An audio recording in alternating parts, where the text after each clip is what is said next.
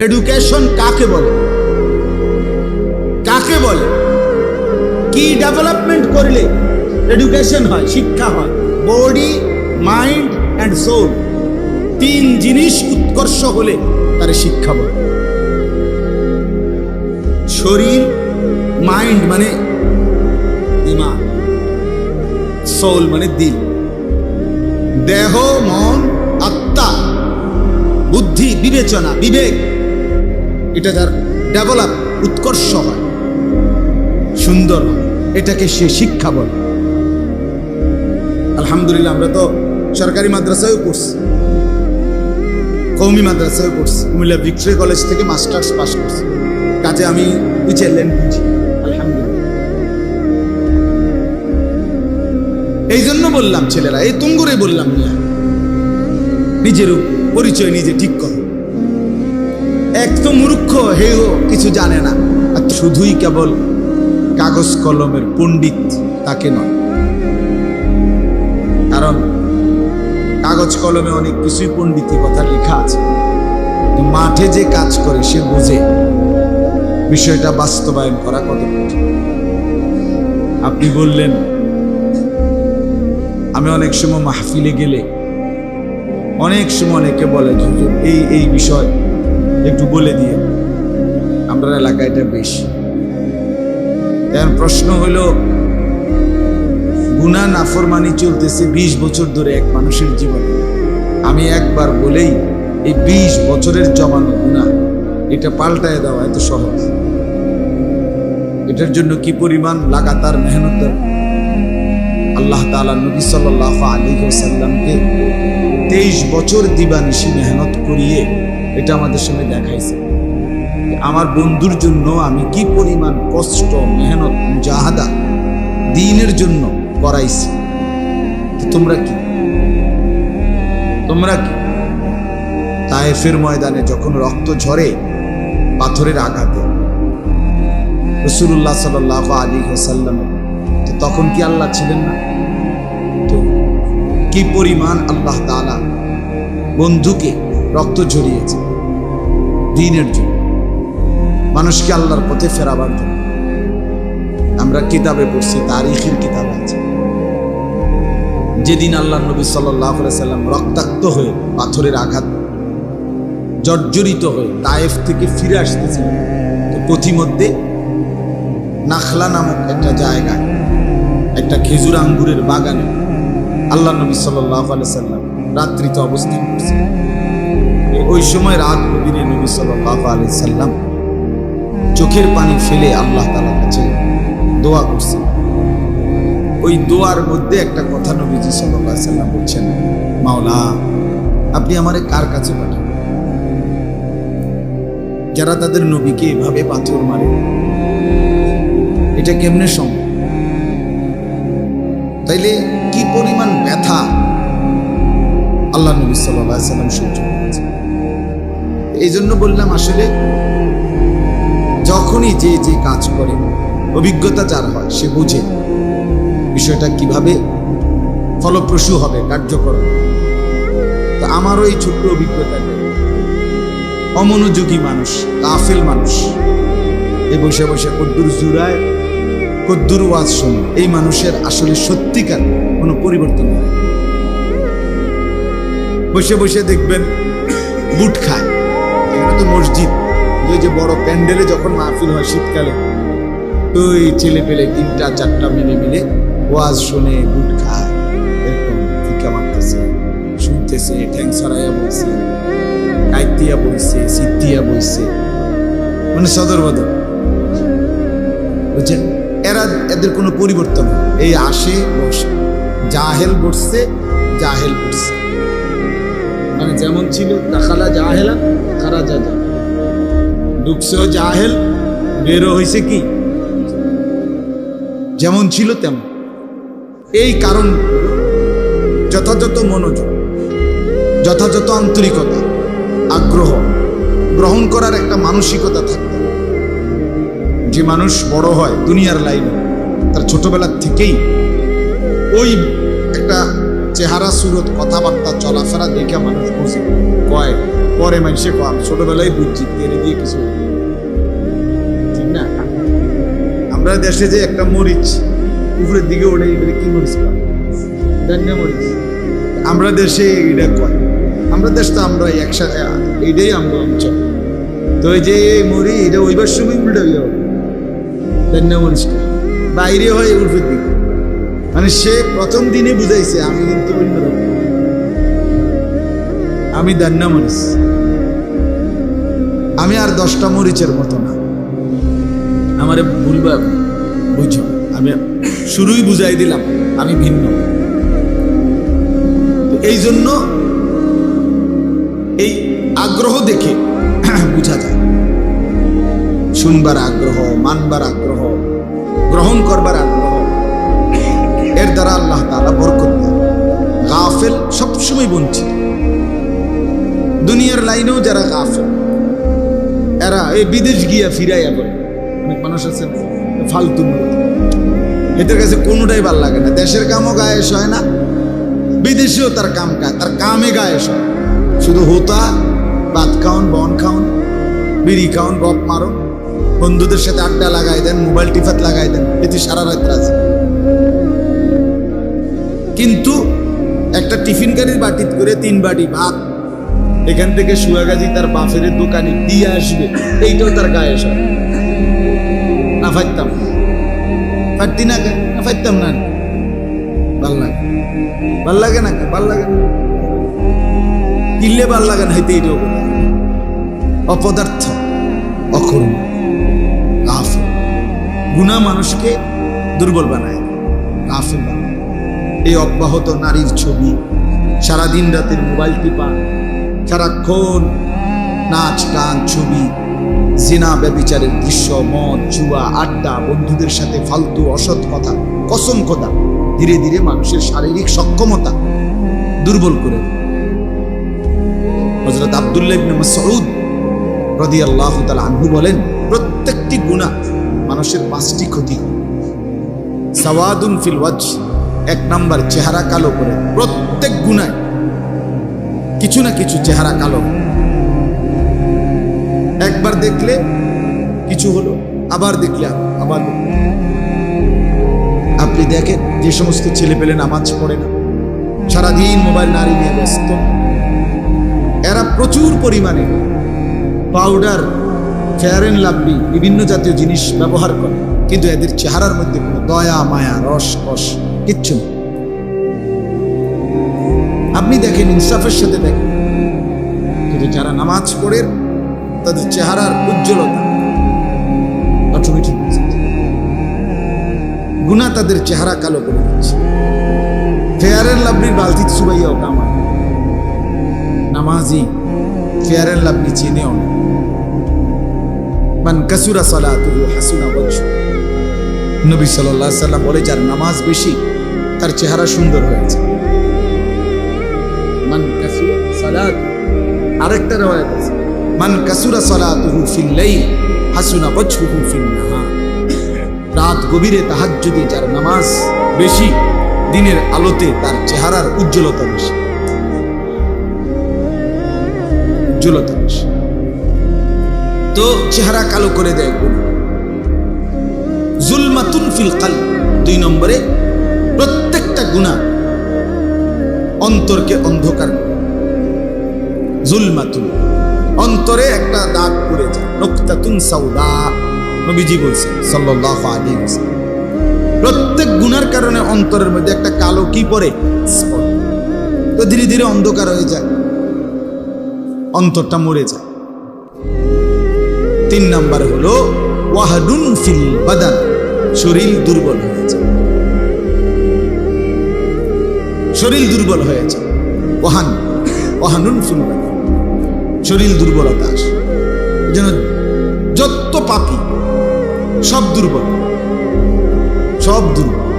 এই জন্য ইমানদার মুসলমানের সাথে এই 1450 বছরের ইতিহাসে পৃথিবীর কোথাও সর্বশেষ পর্যন্ত কোন কাফের বেঈমান ইমানদারের সাথে যুদ্ধে, সম্মুখ লড়াইয়ে, জেহাদে, যুদ্ধে শেষ পর্যন্ত যেতে নেই। টিকে না। এটা সত্য, পরীক্ষিত। আজকে 8 মাসের উপরে, অক্টোবর, নভেম্বর, ডিসেম্বর, জানুয়ারি, ফেব্রুয়ারি, মার্চ, এপ্রিল, মে, 8 মাস সামান্য কয়টা অস্ত্র নিয়ে মাটির নিচে ফিলিস্তিনের হামাসের মুজাহিদরা, এত বড় সুপার পাওয়ার ইসরায়েল, পারমাণবিক শক্তির অধিকারী। ইসরায়েলের জনগণ যতজন, যুদ্ধও ততজন। ইসরায়েলের নারী যতজন, পুরুষ যতজন, ততজনই যোদ্ধা। মানে তাদের জন্য সামরিক ট্রেনিং বাধ্যতামূলক। এনআইডি কার্ড নিতে হইলে সামরিক ট্রেনিং নিতে হবে। নারী পুরুষ সবার জন্য বাধ্যতামূলক আইন এই ইহুদিদের, ইসরায়েলে। বুঝেন না? এই পরিমাণ পৃথিবীর সবচেয়ে বেশি অস্ত্র ক্রেতা ইসরায়েল। পৃথিবীর সর্বশেষ অত্যাধুনিক অস্ত্রটাও ইসরায়েলের কাছে আছে। ইসরায়েলের না জানাই কোনো অস্ত্র নেই। বিশ্ববাজারে কোনো অস্ত্র ইসরায়েলের আগে কেউ কিনেও না। সারা পৃথিবীতে মাল্টি ন্যাশনাল যত কোম্পানি আছে, আন্তর্জাতিক বহুমাত্রিক যত কোম্পানি, বহুজাতিক, সমস্ত কোম্পানি বিশেষ স্পেশাল শোরুম, স্পেশাল অফিস ইসরায়েলের তেল আবিবে আছে। ইসরায়েলের যেটা রাজধানী, ইসরায়েলের রাজধানী তেল আবিবের ব্যাপারে তুমি এখন মোবাইলে খুলে দেখো, মানে লেখা আছে এটাই একমাত্র পৃথিবীতে একটি ভিন্নতম শহর যেই শহরে কখনো রাত হয় না। ইসরায়েলের ওই শহরে কখনো কি হয় না, মানে কি মানে না, মানে হইল 24 ঘন্টায় কোনো না কোনো শিফটে ওইখানে কাজ চলে। এইটারে কয় রাত হয় না, মানে রাত তো হয়, অন্ধকার কি আর না হয়নি। মানে বুঝাইছে যে ওইখানে কর্মবিহীন কোনো ঘন্টা নাই। আমাদের যেমন এখন 14 গ্রামের কোনো অফিসে এখন এই মুহূর্তে ডিউটি চলতেছে, সরকারি কথার কথা, সবাই তো এখন ছুটি, সকালে শুরু, বিকালের ভিতরে সব কি হয়ে যায়, ক্লোজ হয়ে। ওইখানে 24 ঘন্টায় কোনো ক্লোজিং নেই। কোনো না কোনো গ্রুপ বাই সিরিয়াল শিডিউলে কাজ করতেছে। তাহলে কত, আরো কয়টা বলুন, তাদের একটা মিনিট তারা ফালতু খেলাধুলায় নষ্ট করে। পৃথিবীতে কোনো আন্তর্জাতিক খেলোয়াড় ইসরায়েলের নাই। বলেন একজন খেলোয়াড়ের নাম বলেন। হেগো টাকা নাই তো হেগো নাই কেন খেলো? আন্তর্জাতিক একজন ফুটবল খেলোয়াড় নাই, আন্তর্জাতিক একজন ক্রিকেট মানসম্মত নাই, না এ কামেই নাই, এর কাজেই নেই। এই বিষয়ের সাথে তাদের কোনো সম্পর্ক, সারাক্ষণ কাজ কাজ কাজ, ওয়ার্ক ওয়ার্ক ওয়ার্ক, শুধু মেহনত। কিন্তু এরপরেও আজকে 8 মাস লাগাতার মুসলমান ইমানদার মুজাহিদরা মাটির নিচে, কদ্দুর নিচে, এইটাও বাইর করতে পারে না। এখনো কার্যকর কোনো সুরঙ্গ ইসরায়েলিরা বাইর করতে পারে না। এই কয় এটা ভাইছি, পানি পাই, তার মাথা ভাইছে, মানে কার্যকর কিছু করতে পারে না। এখনো 8 মাসে এই মুজাহিদদের এক বিন্দু সাহস কমাইতে পারে। সুবহান। হ্যাঁ, শেষ পর্যন্ত আজ কিংবা কাল আমরা শুনবই, আমরা বাঁচো আর তোমরা বাঁচো, শুনবাই যে ইনশাআল্লাহ ফিলিস্তিনের গাজা, ফিলিস্তিনে বাইতুল মুকাদ্দাস, মসজিদে আকসা ইসলামের বিজয়ের পতাকা উঠছে। কোনো সন্দেহ না, কোনো সন্দেহ, এটাই নিশ্চিত, এটাই। ওয়া আনতুমুল আ'লাউনা ইন কুনতুম মুমিনিন। আল্লাহ বলছে ঈমান বুঝায় দাও, বিজয় বুঝে নাও। তোমাদের ঈমান বুঝায় দাও, আমার থেকে কি বুঝে নাও। ওয়া আনতুমুল আ'লাউন, তোমরাই বিজয়। আল ইসলামু ইয়ালু, নবী সাল্লাল্লাহু আলাইহি ওয়াসাল্লাম স্পষ্ট হাদিস, ওয়ালা ইউলা আলাইহি, ইসলামই বিজয়ী থাকবে।